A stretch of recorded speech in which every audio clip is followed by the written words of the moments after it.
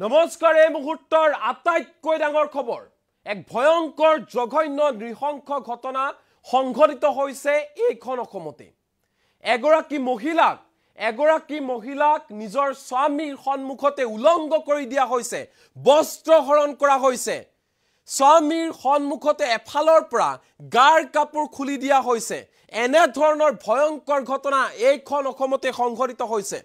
এই চেহেৰা কেটা মন্দি চাওক এই চেহেৰা কেটা আপোনালোকে মন্দি চাওক আমি ৰঙা কৰিছো চেহেৰা কেটা এই কেটা মহাপাখণ্ড ধুৰন্দৰ এই কেজনে যি ঘটনা সংঘটিত কৰিলে তাক লৈ ৰাজ্যজুৰি ব্যাপক প্ৰতিক্ৰিয়াৰ সৃষ্টি হৈছে আমি আকৌ কৈছো স্বামীৰ সন্মুখতে পত্নীৰ গাৰ কাপোৰ খুলি দিয়া হৈছে বস্ত্ৰ হৰণ কৰা হৈছে আৰু মহিলা গৰাকী কেৱল উলংঘ কৰি দিয়াই নহয় মহিলা গৰাকীৰ গাৰ ওপৰেৰে গাড়ী চলাই দিয়া হৈছে নাম কেটা কৈছো এই মুহূৰ্তত এই পাখণ্ড কেটা নাম হৈছে আনাৰুল সিৰাজ আলী জহিৰুল ইছলাম আৰু আব্দুল জলিল পুনৰবাৰ কৈছো নাম কেটা আনাৰুল সিৰাজ আলী জহিৰুল ইছলাম আৰু আব্দুল জলিল এই ঘটনা 7 দিনৰ আগতে ভয়ংকৰ ঘটনা সংঘটিত হৈছিল কিন্তু পোহৰলৈ অহা নাছিল আমি এনবি নিউজে এই ঘটনা এটা পোহৰলৈ আনিছো শুনি আচৰিত হ'ব এই যি ভয়ংকৰ ঘটনা সংঘটিত হ'ল তাৰ পিছতো ধিং আৰক্ষী এই মুহূৰ্তলৈকে কোনো ধৰণৰ ব্যৱস্থা হাতত লোৱা নাই এই চেহেৰা কেটা আপোনালোকে মন দি চাওক কিমান পাখণ্ড এইকেটা পাখণ্ডই এগৰাকী মহিলাক সম্পূৰ্ণ উলংঘ কৰি পেলালে কেৱল উলংঘ কৰাই নহয় নিজৰ স্বামীৰ সন্মুখতে সেই মহিলা গৰাকীৰ গাৰ কাপোৰ খুলি পেলালে এফালৰ পৰা গাৰ কাপোৰ খুলি গল সমান্তৰালকৈ মোবাইলত বন্দী কৰি ললে সকলো দৃশ্য সেই মহিলা গৰাকীৰ উলংঘ শৰীৰ নিজৰ কেমেৰাত আবদ্ধ কৰি ললে এইকেটা পাখণ্ডই এই চাৰিটা পাখণ্ড ইয়াৰ উপৰি মহিলা গৰাকীক উলংঘ কৰি দিয়াৰ পিছত সেই মহিলা গৰাকীৰ ওপৰত বাহন চলাই দিয়া হল গাড়ী চলাই দিয়া হল এনে ধৰণে তালিবানী শাস্তি দিলে এইকেটা পাখণ্ডই সবিশেষ এই মুহূৰ্তত বিস্তৃত ৰূপত লৈ আহিছো এই মুহূৰ্তৰ আটাইতকৈ ডাঙৰ খবৰ ৰাজ্য কপাই যোৱা এক ভয়ংকৰ কাণ্ড এক ভয়ংকৰ ঘটনা সংঘটিত হৈছে যি ঘটনা শুনিলে আপোনাৰ গাৰ নোম শিয়ৰি উঠিব মাতব্বৰৰ আদেশ নমনাৰ বাবে মহিলাক উলংঘ কৰা হল মাৰপিট কৰা হল হাতে অস্ত্ৰ লৈ স্বামী আৰু পত্নীক ভয়ংকৰ শাস্তি দিলে চাৰিটাকৈ পাখণ্ডই মহিলাক ৰাজপথত বান্ধি শৰীৰৰ ওপৰেৰে চলাই দিয়া হল বাহন ৰাজপথত বান্ধি ললে তাৰ পিছত শৰীৰৰ ওপৰেৰে গাড়ী চলাই দিলে ঘটনাৰ নাম সাঙুৰ খাইছে আনাৰুল সিৰাজ আলী জহিৰুল ইছলাম 7 দিনৰ পূৰ্বে সংঘটিত হোৱা এই ঘটনা পোহৰলৈ অহাৰ পিছতো নিমাত হৈ আছে স্মাৰ্ট আৰক্ষী লাজ লগা কথা প্ৰাণৰ ভয়ত ঘৰ এৰি পলাবলগীয়া হৈছে নিৰ্যাতিত স্বামী আৰু পত্নী ধিং আৰক্ষী চকীত এজাহাৰ দিয়াৰ পিছতো কোনো ধৰণৰ ব্যৱস্থা গ্ৰহণ নকৰাৰ অভিযোগ উত্থাপিত হৈছে যুৱকৰ দলে কৰা আক্ৰমণ বন্দী হৈছে কেমেৰাত কিন্তু ইমানৰ পিছতো নিশ্চুপ হৈ আছে আৰক্ষী ধিঙৰ কমল খুটি চাপৰিত সংঘটিত হৈছে ৰাজ্য কপাই যোৱা এই ভয়ংকৰ কাণ্ড এই ভয়ংকৰ ঘটনা সংঘটিত হৈছে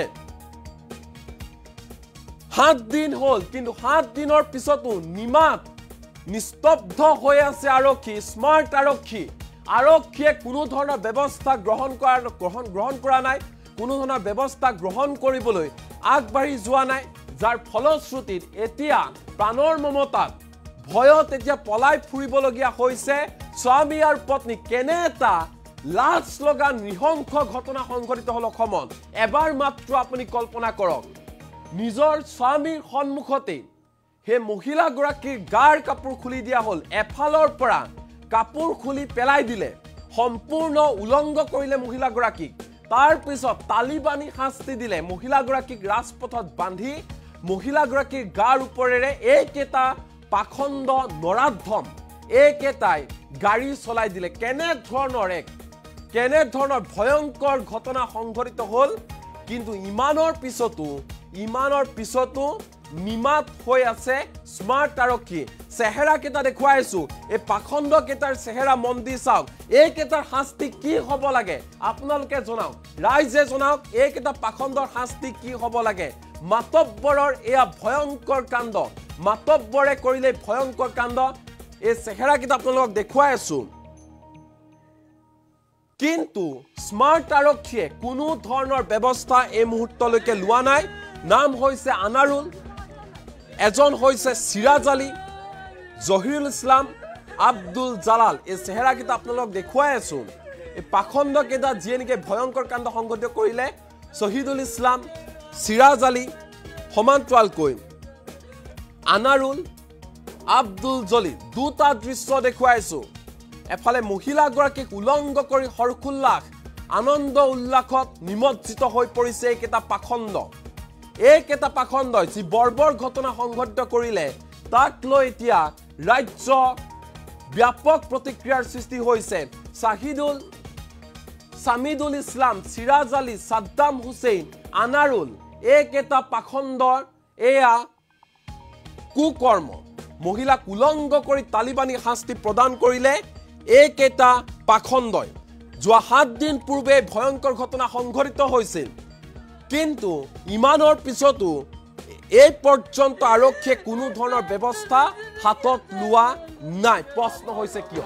মেনেজ হৈছে নেকি স্মাৰ্ট আৰক্ষী ধিং আৰক্ষী মেনেজ হৈছে নেকি হে লৈ প্ৰশ্ন উত্থাপিত হৈছে কেনে ধৰণৰ ঘটনা আচলতে এইখন অসমত হ'বলৈ পালে মাতব্বৰৰ এই অতপালি চাওক কেনে ধৰণৰ কাণ্ড সংঘটিত কৰিলে এইকেইটা পাখণ্ডই সিৰাজ আলী সাদ্দাম হুছেইন আনাৰুল আব্দুল জলিল জহিৰুল ইছলাম মাতব্বৰৰ আদেশ নমনাৰ বাবে স্বামীৰ সন্মুখত গাৰ কাপোৰ খুলি পেলোৱা হ'ল এফালৰ পৰা কাপোৰ খুলি পেলাই দিয়া হ'ল সম্পূৰ্ণৰূপে মহিলাগৰাকীক উলংঘ কৰি পেলালে এইকেইটা পাখণ্ডই তাৰ পিছতো নিমাত হৈ আছে অসম আৰক্ষী কিয় ব্যৱস্থা হাতত লোৱা নাই কেতিয়া ন্যায় দিব অসম আৰক্ষীয়ে প্ৰশ্ন এতিয়া কৰিছে ৰাইজে কেতিয়া এইকেইটা নৰাধমৰ বিৰুদ্ধে ব্যৱস্থা হাতত ল'ব নে স্মাৰ্ট আৰক্ষীয়ে এইকেইটা পাখণ্ডক এৰি দিব এই প্ৰশ্ন উত্থাপিত হৈছে ৰাইজে জনাওক এইকেইটা পাখণ্ডৰ কি শাস্তি হ'ব লাগে হাতে হাতে অস্ত্ৰ লৈ এহাল দম্পতিৰ হৈতে ভয়ংকৰ কাণ্ড সংঘটিত কৰিলে এইকেইটা পাখণ্ডই স্বামীৰ সন্মুখতে পত্নীৰ গাৰ কাপোৰ খুলি পেলালে উলংঘ কৰি পেলালে আৰু উলংঘ কৰি দিয়াৰ পিছত ৰাজপথত বান্ধি সেই মহিলাগৰাকীৰ গাৰ ওপৰেৰে গাড়ী চলাই দিলে ৰাজ্য জুকাৰি গৈছে ভয়ংকৰ ঘটনাই মাতব্বৰৰ আদেশ নমনাৰ বাবে ৰাজ্যত সংঘটিত হৈছে এই ভয়ংকৰ ঘটনা স্বামী পত্নীক এহাল দম্পতিক ভয়ংকৰ শাস্তি প্ৰদান তালিবানী শাস্তি দিলে এইকেইটা পাখণ্ডই আমি চেহেৰা কেইটা এই মুহূৰ্তত দেখুৱাই আছো কেনে ধৰণৰ কাণ্ড কৰিলে এইকেইটা পাখণ্ডই আৰু বৰ্তমান সময়তো আৰক্ষীয়ে কোনো ধৰণৰ ব্যৱস্থা হাতত লোৱা নাই ক'ত গ'ল স্মাৰ্ট আৰক্ষী এই প্ৰশ্ন উত্থাপন হৈছে ক'ত গ'ল স্মাৰ্ট আৰক্ষী যি স্মাৰ্ট আৰক্ষীয়ে জনতাৰ নিৰাপত্তাৰ কথা কয় জনতাক নিৰাপত্তা দিয়া হ'ব বুলি কয় যি আৰক্ষীয়ে 24 ঘণ্টাই জনতাৰ সেৱাৰ্থে ব্ৰতী হৈ থাকে সেই স্মাৰ্ট আৰক্ষী আজি ক'ত গ'ল সেই প্ৰশ্ন উত্থাপিত হৈছে এই মুহূৰ্তত আনাৰুল সিৰাজ আলী জহিৰুল ইছলাম আব্দুল জলিল 7 দিনৰ পূৰ্বে এই ভয়ংকৰ ঘটনা সংঘটিত হ'ল কিন্তু এই ঘটনা 7 দিন হোৱাৰ পিছতো কোনো ধৰণৰ ব্যৱস্থা হাতত লোৱা নাই স্মাৰ্ট আৰক্ষী নিমাত হৈ আছে স্মাৰ্ট আৰক্ষী যাৰ ফলশ্ৰুতিত প্ৰাণৰ ভয়ত ঘৰ এৰি পলাবলগীয়া হৈছে নিৰ্যাতিত হোৱা ভুক্তভোগী স্বামী আৰু পত্নী ধিং আৰক্ষী চকীত এই সমগ্ৰ বিষয় সন্দৰ্ভত এজাহাৰো দাখিল কৰিলে কিন্তু শুনি আচৰিত হ'ব সেই এজাহাৰ দাখিল কৰাৰ পিছতো কোনো ধৰণৰ ব্যৱস্থা হাতত লোৱা নাই ধিং আৰক্ষীয়ে যাৰ বাবে এতিয়া পলাই থাকিবলগীয়া হৈছে স্বামী পত্নী মুখলজ্জাৰ বাবে তেওঁলোক পলাই থাকিবলগীয়া হৈছে ধিঙৰ কমল সুতি চাপৰিত এই ভয়ংকৰ ঘটনা সংঘটিত হ'ল উলংঘ কৰিলে এগৰাকী মহিলাক তালিবানী শাস্তি দিলে মহিলাগৰাকী ৰাজপথত বান্ধি থলে ৰাজপথত বান্ধি থৈ মহিলাগৰাকীৰ শৰীৰৰ ওপৰেৰে গাড়ী চলাই দিলে এনেকুৱা ধৰণৰ তালিবানী শাস্তি দিলে আৰু সমগ্ৰ দৃশ্য মোবাইলৰ কেমেৰাত বন্দী কৰি হৰখুল্লাহ আনন্দ ফূৰ্তি কৰিলে এইকেইটা নৰাধম এইকেইটা পাখণ্ডই মহিলাৰ উলংঘ শৰীৰ বিবস্ত্ৰা মহিলাগৰাকী উলংঘ শৰীৰ মোবাইলৰ কেমেৰাত বন্দী কৰি ৰাখিলে এইকেইটা পাখণ্ড কেনে এটা অধম হ'ব পাৰে এইকেইটা কেনে পাখণ্ড হ'ব পাৰে এইকেইটা আপোনালোকে চেহেৰাকেইটা চালি গম পাব আনাৰুল সিৰাজ আলী জহিৰুল ইছলাম আৰু আব্দুল জলিল নাম আৰু চেহেৰা মন্দি চাওক নাম আৰু চেহেৰা মন্দি চাওক আনাৰুল সিৰাজ আলী জহিৰুল ইছলাম আৰু আব্দুল জলিল 7 দিনৰ পূৰ্বে এই ভয়ংকৰ ঘটনা সংঘটিত কৰিলে ধিঙৰ কমল ফুটি চাপৰি কিন্তু ইমানৰ পিছতো স্মাৰ্ট আৰক্ষী এই পৰ্যন্ত কোনো ধৰণৰ ব্যৱস্থা হাতত লোৱা নাই এই পাখণ্ড কেইটাৰ বিৰুদ্ধে বৰ্তমানেও মুকলি আকাশৰ তলত আছে এইকেইটা পাখণ্ড মাতব্বৰৰ এয়া ভয়ংকৰ কাণ্ড মহিলাক উলংঘ কৰি পেলালে উলংঘ কৰি গাৰ ওপৰেৰে বাহন চলাই দিলে তাতে আনন্দ ফূৰ্তি কৰি সমগ্ৰ দৃশ্য কেমেৰাত বন্দী কৰি ৰাখিলে এইকেইটা পাখণ্ডই হৰখুল্লাহ কিন্তু এতিয়া আৰক্ষীৰ ওচৰত এজাহাৰ দাখিল কৰিও কোনো ধৰণৰ ন্যায় পোৱা নাই স্বামী পত্নীয়ে কেনে ভয় লগা গাৰ নোম হিয়ৰি উঠা এক ভয়ংকৰ ঘটনা সংঘটিত হ'ল 7 দিনৰ পূৰ্বে কিন্তু ইমানৰ পিছতো কোনো ধৰণৰ ব্যৱস্থা হাতত লোৱা নাই আৰক্ষীয়ে ৰাজ্য কপাই যোৱা ভয়ংকৰ কাণ্ড মাতব্বৰৰ আদেশ নমনাৰ বাবে স্বামীৰ সন্মুখত পত্নীৰ এফালৰ পৰা গাৰ কাপোৰ খুলি দিয়া হ'ল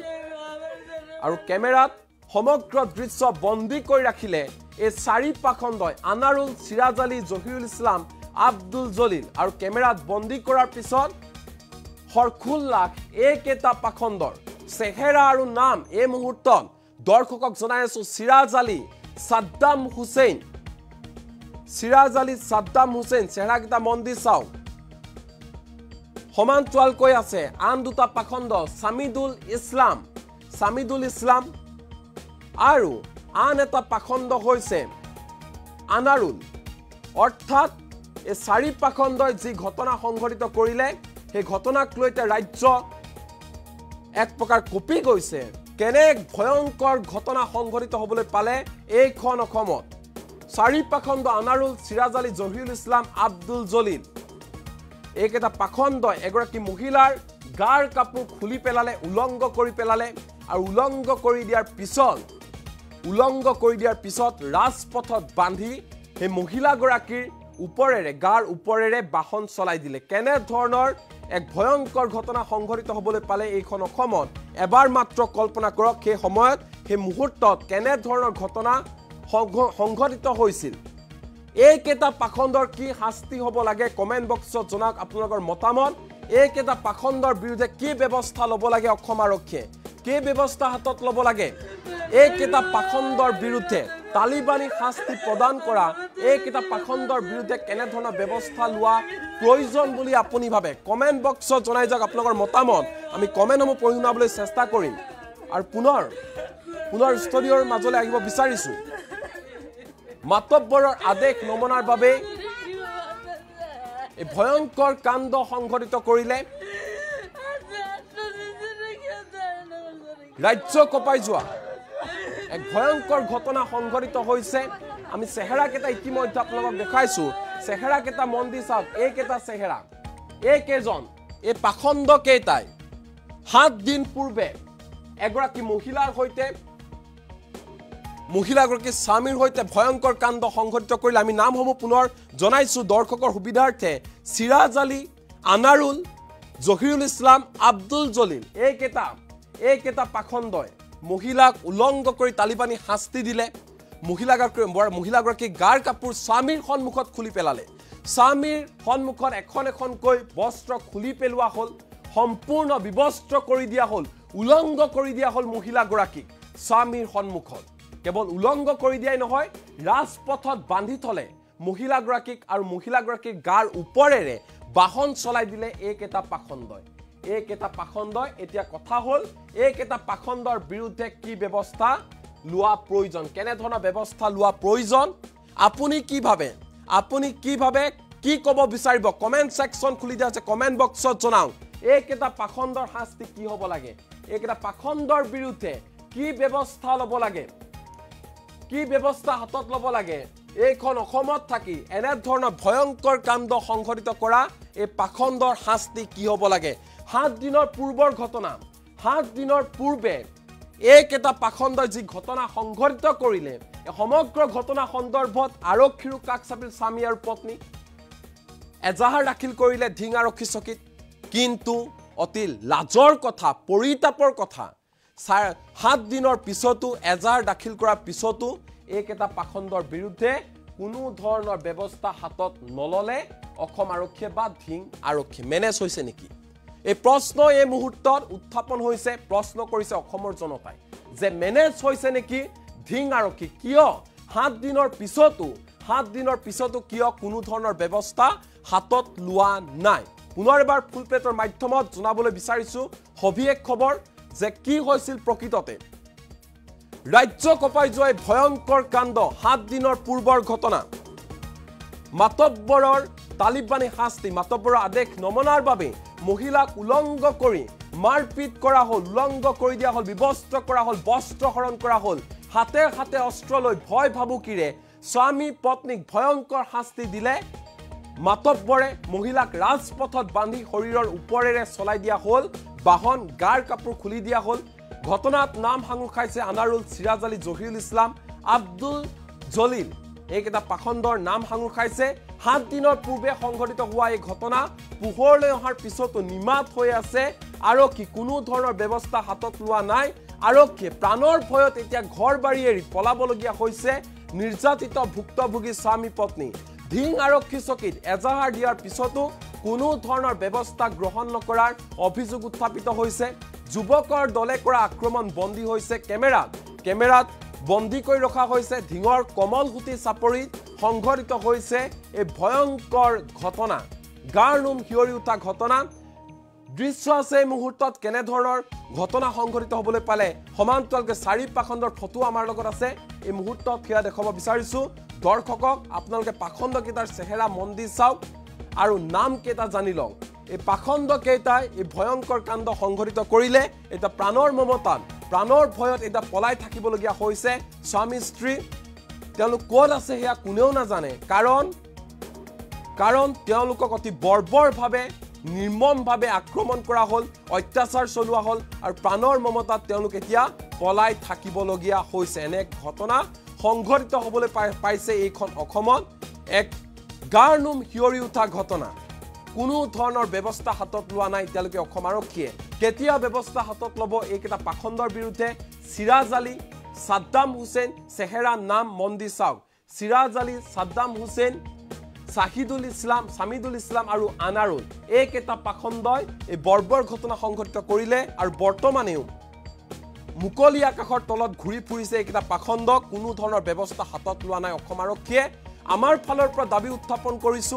এই ক্ষেত্ৰত যাতে কঠোৰতকৈ কঠোৰ ব্যৱস্থা হাতত লয় অসম আৰক্ষীয়ে বিশেষকৈ অসম আৰক্ষীৰ সঞ্চালক প্ৰধান জিপি সিং এই ক্ষেত্ৰত যাতে ব্যৱস্থা হাতত লয় তাৰ বাবে আমাৰ ফালৰ পৰা দাবী উত্থাপন কৰিছো আৰু ন্যায় যাতে দিয়ে হে ভুক্তভোগী স্বামী আৰু পত্নী অসম আৰক্ষীয়ে